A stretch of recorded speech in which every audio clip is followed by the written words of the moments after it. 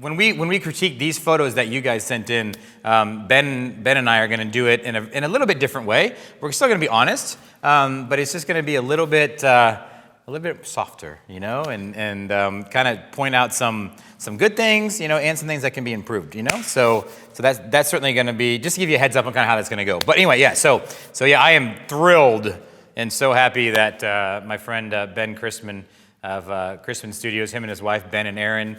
Chrisman, they run the show with like 4 other photographers, and quite frankly, some of the best, if not the best in the industry. And so Ben and I met at Foundation Workshop, and we've been on teams together and stuff like that. And so critiquing together is really fun, and it's going to be interesting to kind of get somebody else's perspective. You've been hearing me talk for 3 days, and I need to kind of hand over the reins to some other people. So him and I are just going to jump into this. So anyway, where's he at? Where you at, man? Hey, dude, what's going on? Nice, hello, Tyler. Nice background there. Yeah, they told me no logos. What now? They told me no logos. No logos. Yeah, you had to take down your logo that's on your wall all the time. Yeah. All right. Working photo. Working photo, right? Yeah. Nice. All right. So Ben, you've got all the photos, right? Yes, I do, but I'm just seeing the screen just like everyone else. Yeah. Right. Yeah. Oh, you are? Okay, cool. So you're going to be able to see my photo mechanic, right?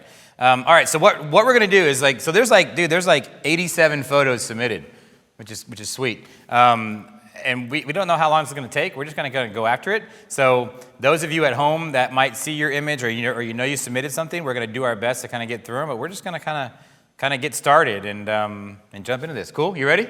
Ready. All right. You're going to start, man. Okay. So I want to hear your thoughts. Okay, cool. First off, this is a really good moment. Always when I look at a photo, the first thing I go to is the highlights. Where's the brightest part of the frame, which I think you've talked about a lot the last 3 days. And so in this photo, I'm looking at that highlight above her head. And so it's a great moment. I think if the photographer had moved in a little bit different position, this is obviously during the ceremony, maybe moved a little bit to the right to clear up that negative space on the right side of the frame and center it up a little bit, and it would have been more about the moment and less about everything else, because you've got a lot of distraction going on in the top and right that's not needed. Yeah, totally agree.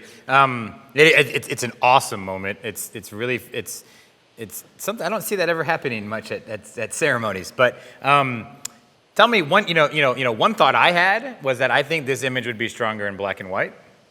I think that it would take all those different colors and kind of that. I find those colors in the background distracting to what I want to actually see, which is the moment, right? Ben, tell me what you think about the use of flash in this one. Well, I don't know what the church was like. It may have been very dark, so they may have needed the flash. I know that we try not to use flash at all during ceremonies, just because to try to be a little bit more stealthy. This photo was shot at ISO 400, so they probably could have just bumped the ISO up to 16 or 3200 and not needed the flash at all. They're also shooting at 7.1, it looks like, the aperture. Yep. So just changing those basic camera settings probably would have given them a much cleaner exposure, and they wouldn't have had to use that flash. Yeah, totally. And I think that the flash, I can tell it was flashed mainly because of the exposure settings, but also because of this. See these shadows right there behind the ear and right here on the chin, right? And so I think interesting. What's also interesting is like you kind of wonder why that exposure was what it was, and I think the exposure was because of the flash. And then what happens is Ben and I are both talking about the background, right? And so had that photographer not shot at 7.1 with such a big depth of field, that would have helped those distracting elements in the background fall away. Right? I also think just the point of view, like where the photographer is standing, would have been a lot better if they had just been in the middle of the aisle shooting like towards the officiant. And because that very basic, obvious position in the ceremony is usually the best one, because that's where you're going to be able to be direct center. And you're going to be able to get the best moments because you can really concentrate on cleaning that background up. And when you're moving around like this photographer is, it's a lot harder because you've got a lot of more distraction to play with other than the officiant's head. Yeah, totally. And it also, the one thing about this is the only thing that is really helping this picture give the context to what's going on is the officiant's notebook, right? Totally. And the officiant's notebook totally is not a good part of the photo. It's kind of distracting, and I hate when those things are there. But at least it's helping us give a text or context to the fact that it's an actual ceremony, right? So if you would have, if the photographer would have positioned itself to get more people in the background, or like Ben said, the officiant, then it would give more context as to what's going on, right? Yep. Cool? Absolutely. Yeah. But great moment. I mean, like, that's, again, moment trumps everything, And so and that's the moment that we wait for. I mean, that's where you were talking about getting lucky, about being prepared. This is when you need to really get prepared and hope for the photo gods will give you a photo like this or a situation like this. And then once you've got the composition and the light nailed, then the moment comes in, and then you've got your great picture that goes on the blog. I mean, you got your LMC, right? Your light moment composition and everything. And for those of you out there that are like really worried about showing people with like double chins and stuff, this is fantastic because that guy just blocked your double chin, right? Through his hand. Anyway, kind of cool. All right. Anything else, or should we move on? Let's move on. Yeah. Great moment, though. All right. I love this photo. I think it's fantastic. But I always look at, whenever I go to a photo, the first thing I do is as I'm composing a photo, I'm always trying to fix the easiest problems first, right? And so my first problem that I see is I don't like this little blob over here. Totally, absolutely. Yeah, the first thing I saw too. Yeah, right. Because it pops out. Why? Because it's on something bright, right? And so if anything, like I said, cropyourcrap.com. You could even crop it, but look, you still can't get it out of there. So how could they have fixed that, Ben? Well, if you moved a little bit to the right, then you would have cleared that kind of blank space up in between the father-daughter and the guy singing, and then you would have had a much more compressed, kind of clean photo. That said, this photo is really good. I looked at it and first thought was, wow, this is a great, great photo. Yeah. It can be cleaned up a little bit, but it's a good one. Yeah, and I love the use, because this one's got flash too, or a video light or something. Mm-hmm. And I think it's actually lit like very, very, very well, because it does not feel lit to me. Yeah, and I think that's the best word. This photo has a feeling to it, and that's all you can ask for with a good photo is, does it make you feel something? And this, I definitely feel like I was there, even though it was shot with an 85 and it's more telephoto. I feel like I'm right in the middle of that room with them, and that's exactly what you're hoping to do with a camera. Yeah, totally.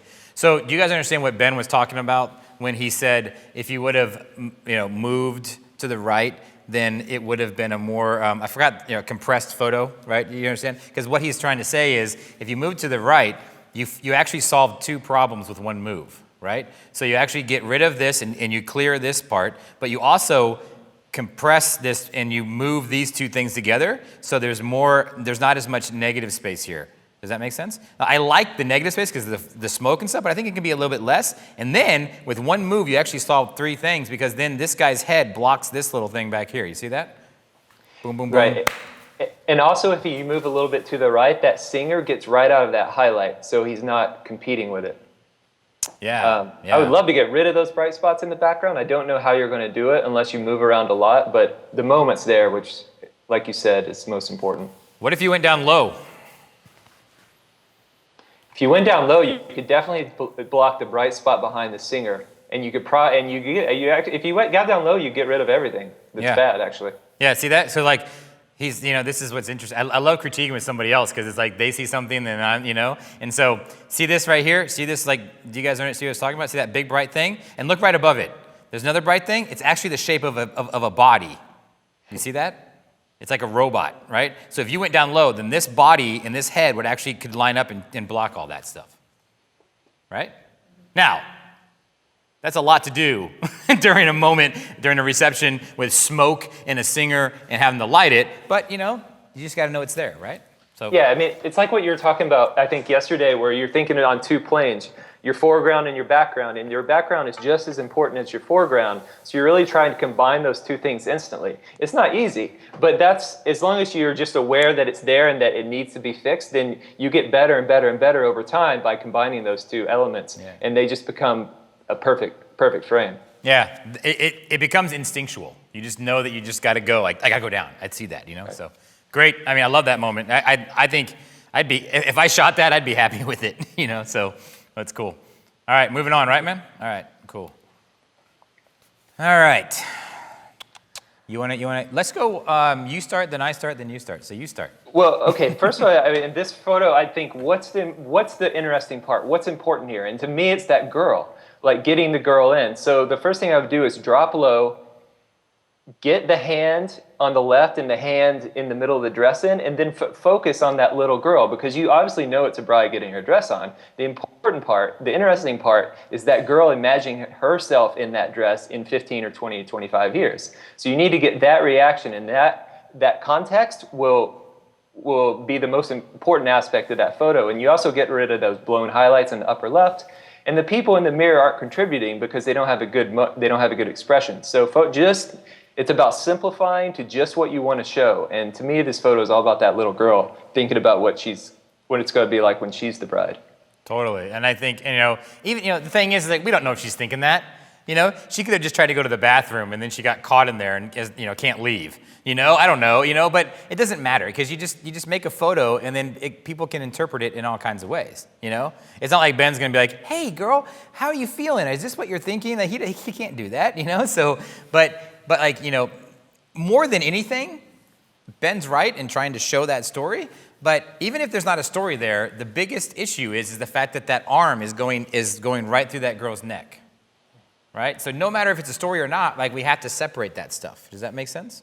And so the issue is like, you got to always think about, like, if I'm going to go low, what's going to happen with all the other elements? And there might be something else competing with what's going on, But I love that this photographer, though, I love that they went in there to the bathroom, and especially if it was a male, that'd be even cooler, right? And they go in. I love that they went in there and followed this moment and made something that was a little bit unexpected, So cool.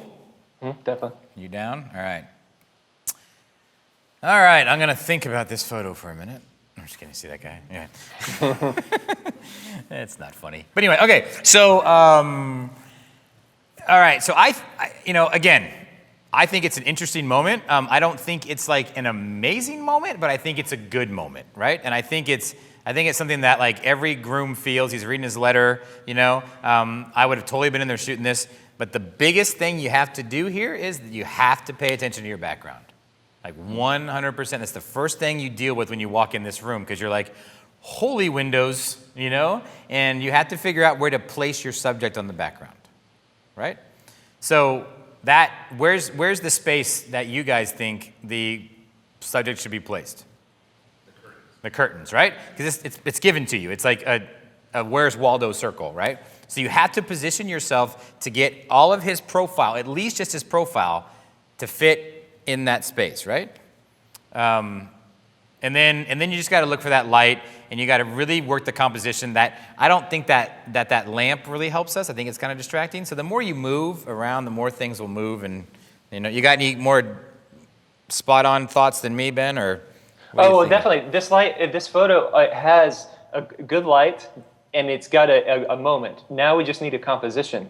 And to do that, you've got to get away from this vertical photo, because the bedspread, the white bedspread, and the feet aren't contributing anything. So this is a good chance that you were talking about, get high, low, close, far. Get far away and really show the context, show this room. And definitely try to use the window frames as part of the composition. I don't think you're going to be able to get that lamp out of that photo, but you can definitely try to use it as part of the composition. But step back, center up, and really, like, be deliberate in taking this picture, because this is extremely passive. This is like the photographer realizes that groom is looking at his vows, is scared to death of interrupting that groom. Yep. But the groom wants you to take a picture of him. He's like, this is my moment where I'm really going to show my bride how thoughtful I am. I need a picture of this. So you can't be timid in that. It doesn't mean you need to go jump up like right and put your camera up next to his paper, but in the opposite, you can go step back and really show the whole room, and it will give you a sense of him being alone, because that's what this photo is about, him being alone and thinking about what's coming next. Totally. And again, awesome job recognizing that this is a good moment, but I think he's right. I think you can see a little bit of timidness in the photographer potentially. We talked about that with you. And so you just got to get in there and do your best to make it as best as you can that is still in your comfort zone sometimes. You don't want to ruin that moment. We have to respect the integrity of the moment. So, cool. Good job. All right, moving on. That's you, big guy. You want me to hit this? Yeah, I'm switching off. Okay, so all right. So first thing, looking at exposure, we're shooting with a 50. We're shooting at 400 ISO, 6.3 at 250th. So they're using a flash, which is fine, but it's a lot of flash because you can see that shadow underneath his hand. So he's shooting with this looks like a Canon 60D. So the ISO is fine. Image quality is fine on a 60D. So bump that ISO up to 3200 so you don't have to use as much flash, and then get right in front of these people so it's centered up. You don't need to be like 2 feet away, but you can be directly in front of them, 50 feet away. So again, you're showing the context of the room and all the people coming in and cheering beside them, and you really feel like you're a part of that moment instead. But this is just too snapshotty right now because that moment deserves a lot better composition than this. Yeah, no, he's right. And so what's interesting is you got to think about it's so one of the hardest things to do is to get closer in your pictures, right? We've been talking about that a lot this 3 days. You got to get closer. It's really hard for people to get close. You know what actually is even harder is to go far away, right? I think it's harder to shoot, to learn to be like, oh man, I got to back up, right? And so, but it's important here. Ben's right. Like if you get right in front of them and kind of be at the same angle they are, think about where that drapery opens up. Right? And that's like a nice little frame and a graphic element. Maybe you can get somebody over on the side clapping and then they're coming in. Are you guys seeing that picture? Is that kind of what you're seeing, Ben? Yeah, absolutely, absolutely. I mean, there's so many different exposures to this. You can do this one where you're flashing them. You could, because it's so bright outside and it looks like white curtains, you could try to silhouette them and use the ambient of the room as a wide shot. Or the one thing that bothers me so much about this is just their hands and arms are cut off. Yep. All I need is that, and to be centered up, and then you've got a photo. Yep, you're right. There's a rule about where to cut limbs off, right? And you don't want to cut them off at joints in some weird place, so it makes it look like oh man, where's that poor groom gonna put his wedding ring because he doesn't have a hand? I mean, is that, did they go on the left finger? I don't wear mine. I should wear mine. Anyway, but yeah, you know what I'm saying, right? You gotta you just don't want people feeling weird that people's limbs are cut off. So capture the moment though. Number one rule: get the moment. You just got to make it better, right? All right, we're gonna move on. Cool. Yes. All right. All right. I love the mood of this. I'm trying to figure out. I wish this photographer was sitting here so I can kind of ask what they were wanting to go for, because that's ultimately the key. The thing I don't like immediately is I think the composition's a little wonky. And when I say wonky, it just kind of feels, it doesn't feel like it's really deliberate. It feels like to me that the photographer was kind of blinded by the light in a way, where they saw this warm light and this kind of mood. And that's what they were trying to shoot for more than actually looking at the whole composition. Because had they been doing that, I think that a lot of this stuff would have been cleaned up and taken away, right? And then finally, this trash can really kind of ruins it as well.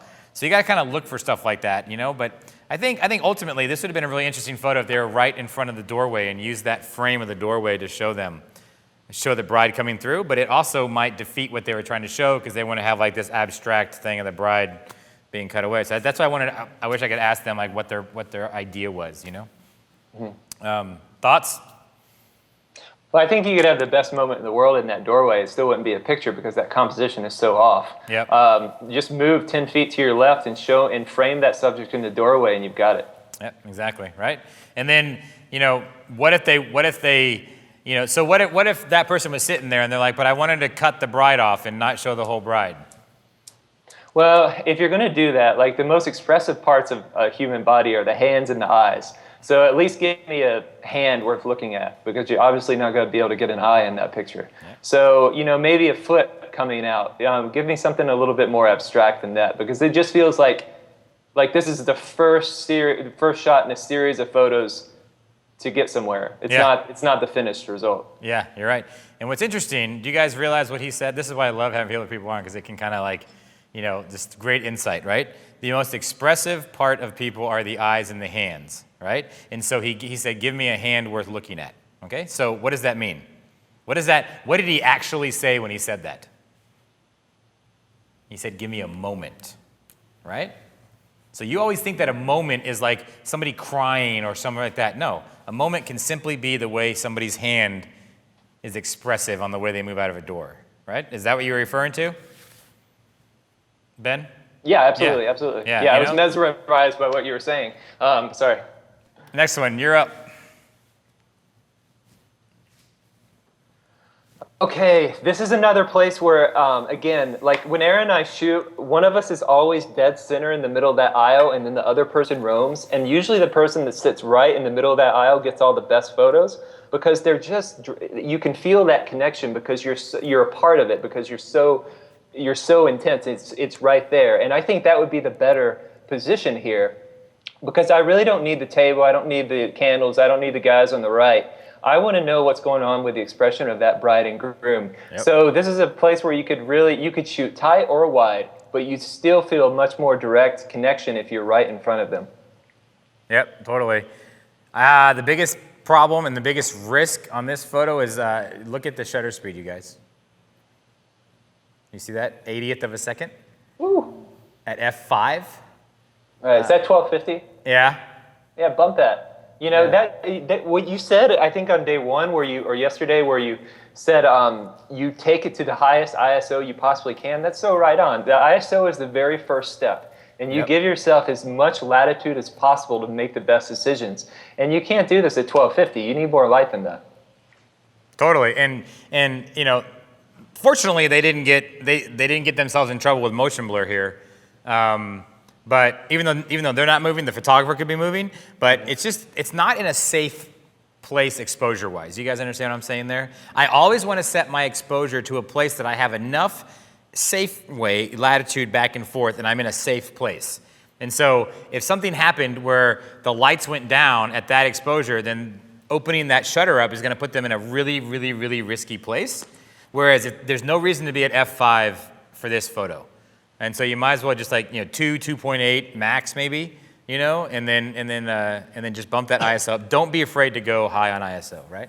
Yeah, I mean, as photographers, we really need to be able to master this kind of geeky technical aspect of a camera before we can really start being more artistic with what we're trying to say with the pictures.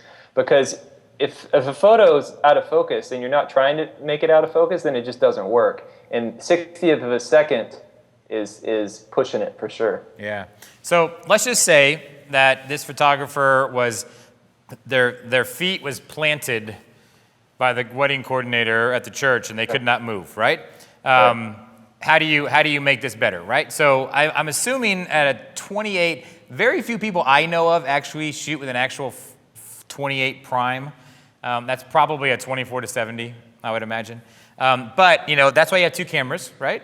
And you have two different lenses, but if you can't move, here's your composition, right? Kind of like right there, and try and cut away. Hands. I know, I'm getting there, dude. Slow down. Hands. Yeah, it's like he does that. He gets all excited sometimes. I'm like, chill out. But all this stuff over here we don't need. You see that, right? So if you're in this position, you can actually do a composition like that, and I think it works pretty well. But again, get the feet in. Again, I actually don't mind the guys in the background. I think it gives a little bit of extra context to it, and kind of the seriousness of the prayer and stuff like that. I would have preferred to be dead on in front of them because the composition would have been better. But again, just recognizing moments. We talked about that at lunch, didn't we? It's like the ability to, because that's the step. The first step in shooting moments is you got to know that they are there and recognize them.